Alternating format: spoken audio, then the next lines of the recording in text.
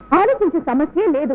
గంగా, గోదావరి, కృష్ణ, తుంగభద్ర ఇంకా ఎన్ని నదులైనా ఈదొచ్చు గాని ఈ సంసారాన్ని మాత్రం ఈదలేను. ఈదమని ఎవరన్నారు? నోరు మూసుకో. కింద మీద పడి నీ పెళ్లి చేస్తే నీ మొగుడు 3 నెలలు తిరగకుండానే ఇక్కడ తీసుకొచ్చి నీ అక్క గుండెకి హోల్ పడింది, దాన్ని ముయించిన తర్వాతే నా దగ్గరికి పంపు, లేకపోతే హోల్సేల్ గా మీ దగ్గర ఉంచుకోండి అంటాడా? ఏమే, మీ గుండె జబ్బు ఆపరేషన్ కి నేనెందుకు డబ్బులు ఇవ్వాలి? మీ మొగుడు వదిలేస్తాడో ఊరేస్తాడో నాకు అనవసరం. చూడండి, నాకు నా సుఖం ముఖ్యం, నా సంతోషం ముఖ్యం. ఎవరినో ఒకరిని పెళ్లి చేసుకుని హాయ్ చెప్పవే, చెప్పు. నాకు ఇష్టమైన వాడిని ఎవరినో పెళ్లి చేసుకుని వాడితో హాయిగా హనీమూన్కి వెళ్ళిపోతాను. అంతేగా నువ్వు చెప్పేది? ఏమే, నేను అంత సెల్ఫిష్ గా కనపడుతున్నానా? ఏమ్మా, ఇది రోజు ఇంతేనా? నువ్వు అలా తిరగడం ఆలస్యం, మిమిక్రీ మొదలు పెడుతుంది. సారీ అక్క. No sorry. తప్పు చేసినందుకు పనిష్మెంట్ ఉండాల్సిందే. వెళ్ళు, ఈ రోజు బట్టలన్నీ నువ్వే ఉతుకో. వెళ్ళమంటుంటే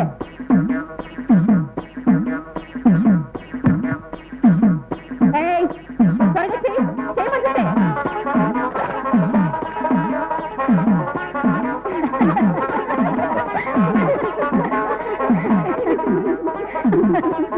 ఏంటి ఇలా కామెడీ చేసుకుంటూ పుట్టింటూ ఉండిపోవడమేనా? ఆపరేషన్ చేయించి అత్తవాళ్ళని పంపించే ఛాన్స్ ఏమైనా ఉందా? బావగారినే బాబు, బావా పన్నీరు భావన పెట్టి పొడిచారు అని నాకు భావన ఎన్ని పొడి పొడిచారుగా. గుండె జబ్బు ఉందని నాకు చెప్పకుండా దీని నుంచి పెళ్లి చేస్తారా?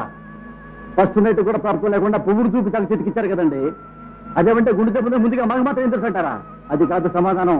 ఆ సమాధానం మామకు నచ్చకే మీతో విడాకులు ఇచ్చి నాకు మళ్ళీ పెళ్లి చేస్తానంది. నాకు మీ ఫ్యామిలీ అంటే కొద్దిగా గొప్ప సెటిల్మెంట్ చేసింది కాబట్టి స్వయంగా వచ్చి చెప్తున్నా.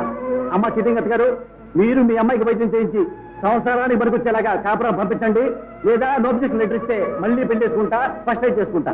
బాబా, అక్కకి తప్పకుండా వైద్యం చేస్తాం. నేను డైలాగులు వినడానికి రాలేదు. ఎప్పుడు వచ్చినా ఇదే సీను. ఈ సీనులో ఇదే లాస్ట్ డైలాగు. మీరు ఎక్కడికి వైద్యం చేసి పంపించారో ఆల్ హ్యాపీ, లేదా full divorce. See you, bye, thank you.